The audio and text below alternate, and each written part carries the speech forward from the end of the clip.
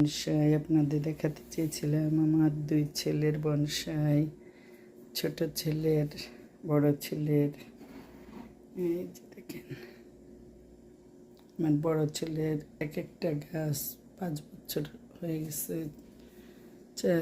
5-6 বছর হতে গেল, ফুল আসার সময় হয়ে গেছে। ইনশাল্লাহ মরে না, ঘরে রেখে দিয়ে অনেকে বলে বনসাই নাকি উইন্টারে মারা যায়। আমাদের সব সময় এরকম থাকে ঘরে, তো মারা এখনো ইনশাল্লাহ